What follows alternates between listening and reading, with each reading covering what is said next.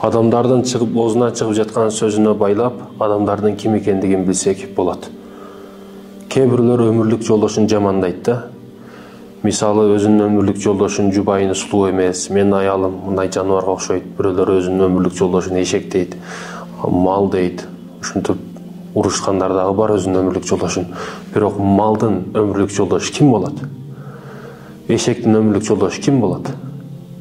Күйөөсүндө ошентип урушкандар бар. Сен адам эмессиң, адам болбойсуң, качан жакшыраак болосуң, сен сулуу эмессиң, сен малсың, сен эшексиң, айтор ар кандай кара сөздөр менен сөздөшөт. Эми эшектин аялы ким болот? Же малдын өмүрлүк жолдошу ким болот? Демек, тилинен чыгып жаткан сөзү менен өзүнүн деңгээлин өзү айтып жатат ал. Албетте ушундай адамдар дагы жок эмес. Ошондуктан да издешпей табышкандар деп туруп бекеринен айтпайт бизде. Той болуп жаткан учурда сөзгө чыккандар айтат го, издешпей табышсаңар, сулууңар дагы бардык жогуңар топ келиптир. Кудайым буйрса өмүр бою чогуу жашайсыңар силер деп туруп издешпей табышкандар деп дуа тилек кылышат да. Бул ушул жерден өзүнүн деңгээлин төмөн же бийик экендигин билдирип коюп жатат. Бирок эркекке тиешелүү маселеде аялың кортосоң, аялыңды сөздөсөң, бирөөгө жамандасаң, ал эч качан өзүңө пайда алып келбейт. Жана бул сага урматсый дагы алып келбейт. Күйөөсүн жамандаган аялдар, ал аялга дагы бул жакшылык алып келбейт. Күйөөсү сыйланган жерде ал өзү сыйланат.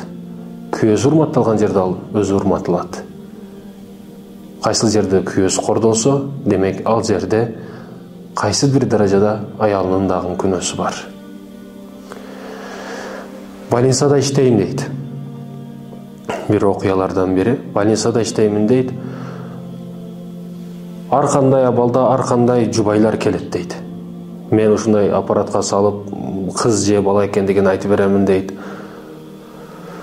Күнөрдөн бир эки түгөйлөр, 2 жаш жубайлар келди дейт. Баланы текшердим, аппаратты коюп андай мындай кылып текшертсем, бала кыз перзент экен дейт да. Ошол учурлардын абалы, маанайы 180 градуска өзгөрдү, нерв болушу, нервтеништи. Ошол учурда мага сунуш пикирлерин айтышты баштады. Келиңиз, бир нерсе кылып ушу баланы жок кылайлы, аборт кылайлы. Аборт кылгандан кийин ушунча акча беребиз сизге деп бир канча акчаны сунушташты. Бала өтүп кетиптир, аборт кыла турган немеден айдан өтүптүр. Муну аборт кылганга болбойт десем дагы акчаны сунушташты, белепекчек сунушташты. Мен ортого шайтан кирип, мен жок дей албадым. Акча керек эле, акча баарына керек негизи эле. Анан мен ошол нерсеге макулдугумду берип, баланы аборт кылууга макул болдум. Баланы алышы баштаган учурумда ай өтүп кеткен, кесип алууга туура келди дейт. Баланы кесип тартып алышка туура келди. Алган учурумда не көздөрүм менен көрөйүн, баягы бала кыз эмес, кыз жатындагы бала эмес, уул перзент экен дейт. Аппараттагы адашат экен, муну карасаңыздар. Мен күчтүү дейилген аппараттагы адашат экен. Бирок эң чоң күнөөнү мен ошол учурда фашист, балким Гитлер дагы уялып кала турган ишти мен ошол жерде кылдым деп өтө катуу өкүнүп ыйладым дейт. Ошондон кийин бул жумушумду жыйыштырдым, адалынан кесип кылдым, бул жумуштарга аралаштырбай койдум. Айтор, ошол окуя мага өтө катуу таасир кылды дейт да бул. Аллахтын тагдырын өзгөртөмүн. Аллахтын тагдырын өзгөртүшкө эч кимдин күчү да кудурети да жетпейт. Бул албетте биздин эң чоң Кудайга карата кыянатчылыгыбыз болот. Биз канчалык аракет кылбайлы, канчалык бир нерсеге жетиш үчүн аракет кылбайлы. Ал балким перзент маселесинде, ал балким байлык маселесинде. Перзент дагы бул эң чоң неамат. Албетте Аллах Таала каалаганыга кыз перзент, каалаганыга уул перзент, каалаганыга эгиздерди, каалаганыга перзент бербейт. Албетте сыноо жашоосу бардыгында. Албетте Аллах бардык нерсени билүүчү, жана көрүүчү, угуучу. Бардык нерсени таразага коюп көрө турган болсок, биздин кылган иштерибиз чындыгында бүгүнкү учурда уяла турган абалда. Бирок динибизде уялбасаң каалаганыңды кыла бер дейт. Уяттуулук эң абийирдүү нерсе экен. Уятың болсо иманың бар, иманың болсо уятың бар, уятың жок болсо иманың жок, иманың жок болсо уятың жок. Ошондуктан уяттуулук негизги нерселерден экен. Албетте урматтуу мекендештерим, Аллах табарак ва таала каалаганына кыз перзент берет, каалаганына уул перзент берет. Бирөөлөр уулдан наалыйт. Уул перзенттин эмне кереги бар дейт. Өлсө кутулсаң жериңди малыңды бөлүп алат, алар жашай берди. Уул перзенттин кереги жок дейт. Эртең башыңа бала болот, проблема болот. Уул баккандан көрө ит баккын дейт. Ошондой дегендер дагы бар. Уул перзентти жаман көрөт. Кыз перзент болсо жакшы дейт. Эртең бир нерсе боло турган болсо мага, ушул уул балдарың бир жакшылыгыма жарабайт. Кутулганыбызга шүгүр деп дискотекасын дагы улашты баштайт булар. Бир жакшылыгыма жарабайт. А кыз байкуш ыйлайт, ошол атам эле деп. Бир артында бир нерсе кыла турган ошол кыз перзент болот. Кыз бир нерсе кылат, мен үчүн көз жаш төгөт. Ал эми бул балдарым бир нерсе кылайын дебейт менден кийин. Биздин заказ кыз болгон деп туруп, уул бол перзенттен алгандар бар. Ал эми кыздан дагы алгандар жок эмес. Кыз толуп кетти. Тойгоздуң. Үчүнчүсү дагы кызбы, экинчиси дагы кызбы? Эмне кереги бар, не кереги бар? Кызды тойгоздуң. Бар жок кыз басып кетти деп кыздан алгандар дагы жок эмес. Албетте пайгамбарыбыздын дагы 4 кызы болгон. Кимдин 3 кызы болсо 5ке карата сүйүнчү. Албетте урматтуу мекендештерим, айтканыбыздай Аллах Таала каалаганына кыз, каалаганына уул перзенттерди берет. Бардыгына шүгүрчүлүк, канаатчылык кылышыбыз керек. Наалыбашыбыз керек. Намкөрдүк кылбашыбыз керек. Ошол чындыгында кыз күйөт, кыз сүйөт. Имандуу тарбиялаган болсоң, кызың дагы балаң дагы артыңдан сага дуа кылат. Ошондой экен, биз аракет кылышыбыз керек.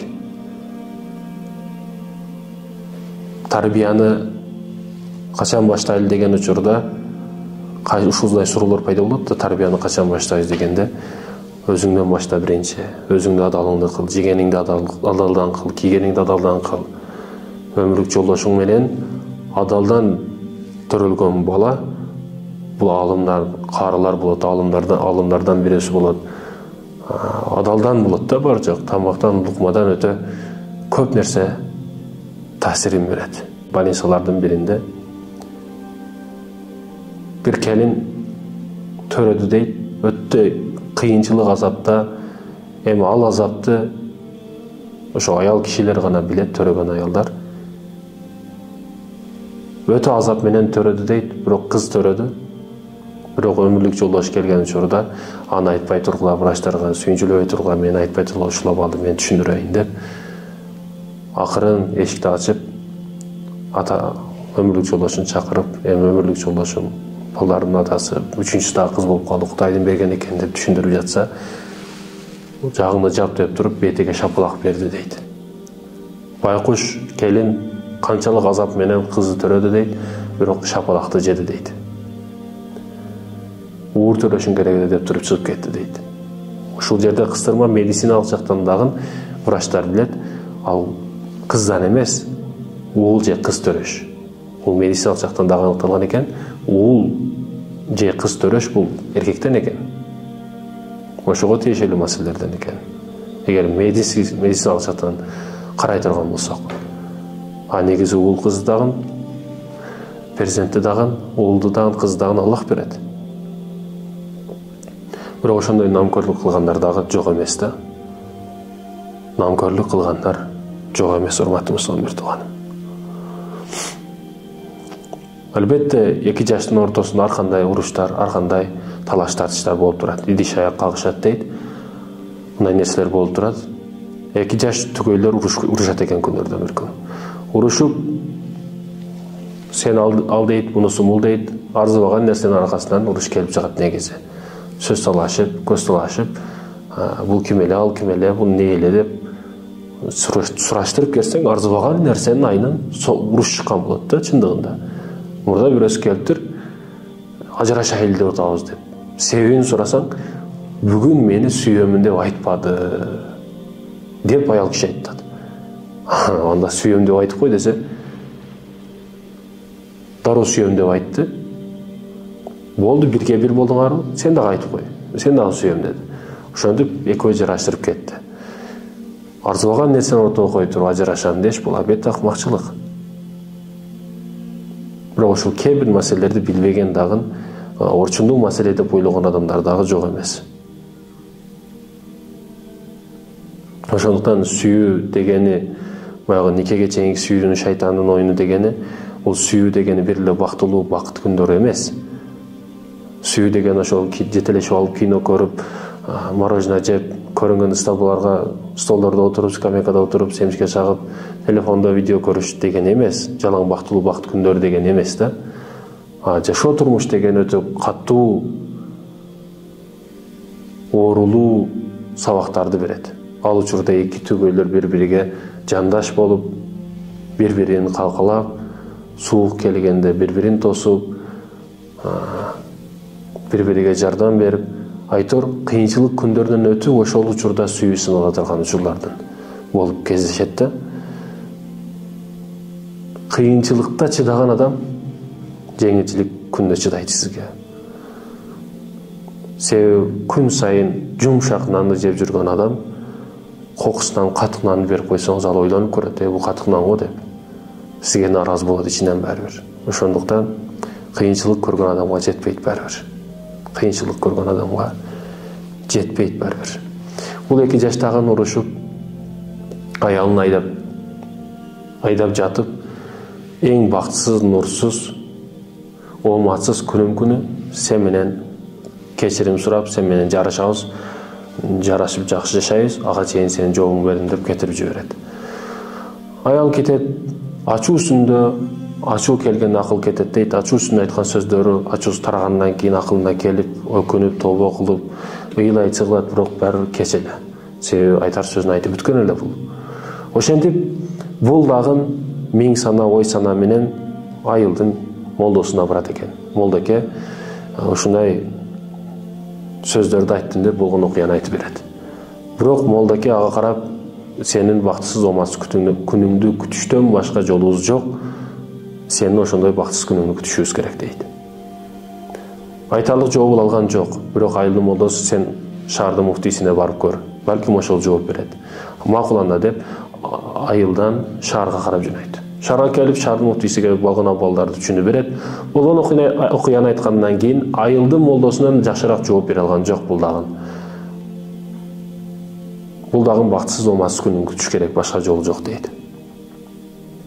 Бул кайгырган абалда, башы жерге эңкейген абалда бир дүкөнүн астына келип 2-3 сааттай отуруп калат ойлонуп. Караса алдыда жаш балдар эки жакка ойноп жүргөнүн көрөт. Дүкөнчү, магазинчи демекчи, дүкөнчү аны байкап, кайгылуу абалынын себебин сурайт. Сөзгө тартып, сурап, саналашып, жан дүйнөсүндөгү болуп жаткан нерселерди сурайт. Бул дагы ичиндеги дартын кимге айтышты билбей, дүкөнчүгө жарылат, ичиндеги нерселерди бүт болгон окуяларды айтып берет. Болгондон кийин бул маселеңди дейт бир эле адам чечет дейт. Ким чечет десе, жинди десең жинди эмес, алым десең алым эмес. Муну жаш балдардын арасындагы 20-25 жаштагы тегерегиндеги адамды көрдүңбү дейт, жигитти көрдүңбү дейт. Бул алым десең алым эмес, жинди десең жинди эмес дейт. Бул ушундай өзгөчө адамдардын бири. Сенин маселең ушул чечет дейт. Барып ушуга маселеңди айткын, сенин дагы оорураак маселелерди чечкен бул адам дейт. Макул анда деп барып ошол адамды кармап, ошол адамга болгон ичиндеги дарттарды, көйгөй маселелерди айтат. Ал адам дагы угуп туруп, сизге тиешелүү 3 маселе бар экен. Сиздин бактысыз, ооматсыз, нурсуз күнүңүз бар экен. Ошол күндү күтүшүбүз керек экен. Бүгүн дейт, багымдатты окудуңузбу дейт. Бүгүн таңда намазды багымдап окудуңузбу десе, ал дагы ойлонуп туруп, жок, бүгүн уктап калдым дейт. Экинчиден, бүгүн апаңызды жоктодуңузбу, же апаңызга карата дуа кылдыңызбы дейт. Жок, андай нерсе кылбаймын деле дейт. Үчүнчүдөн, бүгүн Куран окудуңузбу? Куран уктуңузбу, окудуңузбу? Жок дейт. Куран дегеле тааныш тамгасын табамбы? Куранды окуй аламбы дегеле? Ошол нерселер бергенден кийин жок дедим. Ал жооп беретинде, анда сиздин эң бактысыз, нурсуз, ооматсыз күнүңүз ушул бүгүн. Бүгүн барып никеңизге алсаңыз, бактылуу жашасаңыз болот аялыңыз менен. Себеби багымдат окулбаган, Куран окулбаган, ата-эне жоктолбогон же дуа кылынбаган күн эң бактысыз күн дейт. Барып аялыңызды никеңизге ала бериңиз дейт. Сүйүнгөн абалда барып, артка кайтып, өмүрлүк жолдошунан кечирим сурап, кечиримден кийинки биринчи кыла турган иши ибадат болгонда. Айта турган маселе, урматтуу мекендештерим, биз арзыбаган сөздү деп, арзыбаган кемчиликтерди деп ызы-чуу чыгарбашыбыз керек. Бири-бирибиздин айыбыз, кемчилигибизди жабышыбыз керек. Каала ал өмүрлүк жолдошуң, каала ал бир тууганың, каала ал мекендешиң, каала ал мусулман бир тууганың болсун. Ошондуктан, урматтуу мекендешим, кандай абал болбосун, кандай кыйынчылык же кандай жеңилчилик абал болбосун, Аллахка карата ой жүгүртүүбүздү өзгөртпөшүбүз керек жана жаныбыздагы жакындарыбызга жакшы мамиледе, колдон келишинче жакшы мамиледе болушубуз керек. Ошол учурларда дейт, мен эң жакшы жетишкендиктерге жеттим дейт. Бир адамдардын бири айтат. Жакшы жетишкендиктерге жеттим дейт. Ошол абалда, ошол учурда мен жеткен ийгиликке көп адам жете албайт эле дейт. Машинадагы ошол учурда эң жакшысын алдым, үйдүн дагы жакшысын алдым. Өмүрлүк жолдошум бар. Барга көп дагы кетпейт, текебир болуп, жокко чөгүп дагы кетпейт. Мен алсызмын, башкамын, муну жок, ал жок деп чөгүп дагы кетпейт, билдирбейт дейт. Айтор жакшымды ашырып, жаманымды жашырган өмүрлүк жолдошум бар. Мен өмүрлүк жолдошумдан ушунчалык ыраазымын дейт да. Себебин сураган учурда, ошол учурларда мен өтө байлыкка, бийликке жеттим дейт, жакшылыкка жеттим дейт. Ишенсеңиз дейт, жакын туугандарымга барсам, кайната, кайненемге барсам, мен өтө урмат сыйлап, жакшылап күтүп алышат эле дейт. Мен кеткен учурда машинага чейин күзөтүп коюшат эле дейт. Кайнинелеримдикиге, кайната, кайненемдикиге, айтор кимдикиге барбайын, урмат сый менен дасуркондун төрү меники эле дейт да. Узатып жатканда ишке чейин, машинама чейин, жолдо керкериме повороттон бурулганга чейин мени карап турушат эле дейт. Ошончолук урмат сыйды жакшы сый урматталышат эле дейт. Кийин күнөрдөн бир күн банкрот болдум дейт. Байлыгым кетти, бийлигим кетти, башкам кетти, машинамды саттым, үйүмдү саттым, өзүбүз кичинекей үйдө калдык дейт. Кыйынчылык башталды, азап күндөр башталды. Бардыгы таштап кетти, бирок аялым таштап кетпеди дейт. Өмүрлүк жолдошум таштап кетпеди дейт. Кээде баары кеткенде өзүңдүн территорияңда, өзүңдүн чөйрөңдө эсептелүү гана адамдарды калганын байкап каласың киши. Бул дагы ошондой көп адамды жоготтум, тааныш билишимди жоготтум дейт, бирок өмүрлүк жолдошум алдында калды. Ошол учурда мечиттер аз, дин илимдүүлөрү да көп эмес, азыраак эле. Ичкиликтен көп өчүн алат эле, мен дагы ачуу басат деп аракка бир кирип кеттим, арак ичти баштадым дейт. Күнөрдөн бир күн мас абалда үйгө кирип келдим, өмүрлүк жолдошум ата-энемдикиге барып келейин деп уруксат сурады. Макул деп макулдугумду бердим, үйүнө кетти. Мен турган абалда аялымды алып келейин дедим. Өзүнүн үйүнөн алып келейин деп, кичине ичип алганмын. Кайнатамдын үйүнө бардым. Барсам, кайнатам мени туруп дагы, ордунан туруп дагы сыйлап урматтап койгон жок дейт. Колуну мынтип, колунун учун берип, туруп дагы койгон жок дейт да. Кайненем да отурган жеринде калды. Мен мурда төргө келип отурсам, азыр ошо кире бериш жердеги чай куя турган төшөктөрдө отурдум дейт да.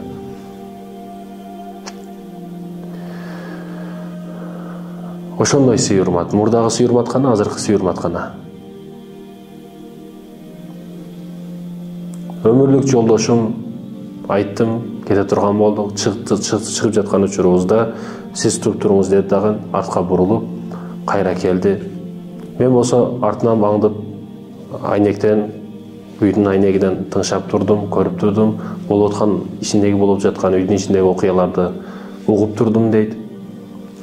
Өмүрлүк жолдошум кирди дагы атасына, апасына: атакем, апакем, сиз менин ата жанымсыз, сиз менин апа жанымсыз, сиздерди сүйөмүн, урматтаймын, сиздер бар, мен бар.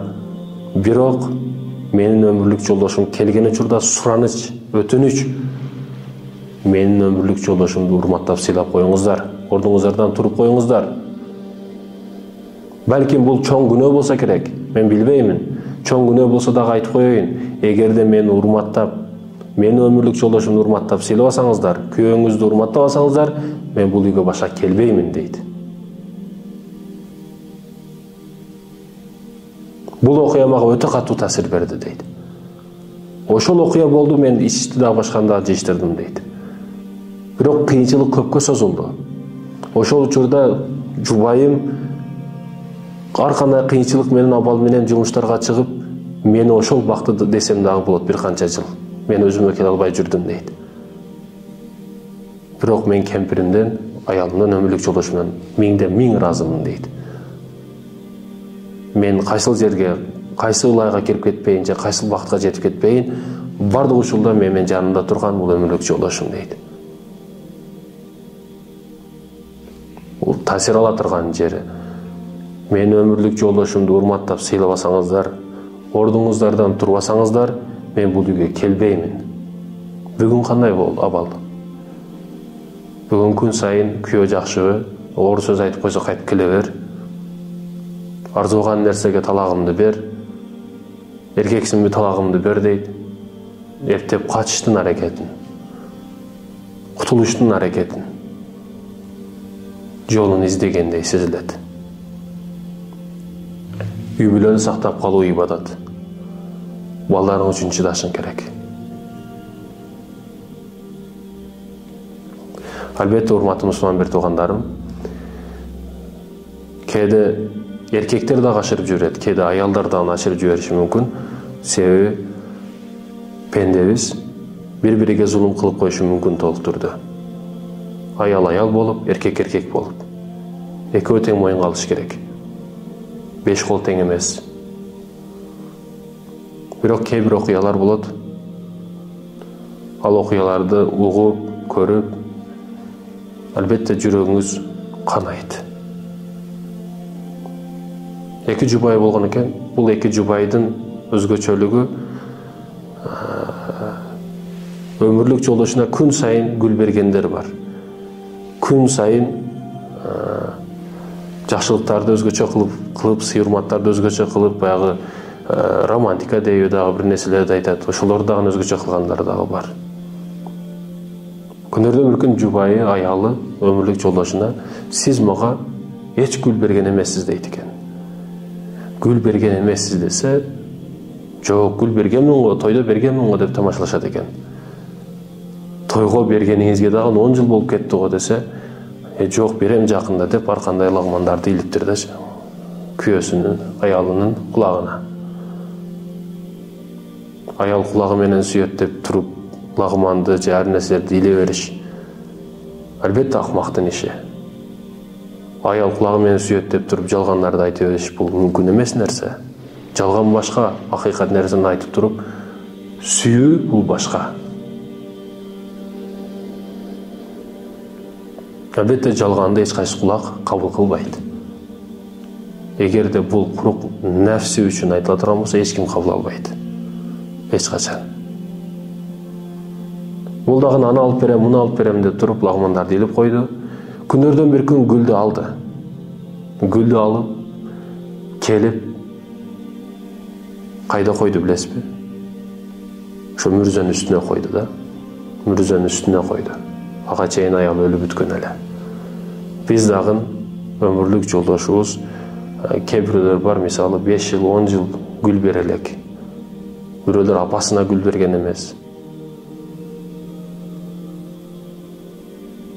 Урматтуу мусулман бир тууганым, ойлонуп ойгонушубуз керек. Эгерде биз туруктуу болсок, өмүрлүк жолдошубузга карата биз суюрматта болсок, ал аял киши менимче көп жерде окуганым, көп жерде билгеним, менин жеке оюм боюнча жошулукка, кедейчиликке же бир кырсык балия келген учурда таштап кете турган нерсе болбойт. Же сени таштап кетпейт, же сен аны таштап кетпейсиң. Ал сени таштап кетпейт эч качан. Бир башыңа балия келген учурда качан ал толук өзүнүн суук сезип калганда, сенсиз сезип калганда, сенден чыныгы сүйүүнү ала албай калган учурда, ошондо таарынышы мүмкүн, ошондо сенден кайгырышы мүмкүн. Ага чейин бул жашоодо болуп жаткан нерселердин алдында ар дайым сенин алдыңда турат. Бул албетте тарыхта бул өткөн окумуштуулар же баатырлар бардыгы бул маселеде биз үчүн үлгү, сабак.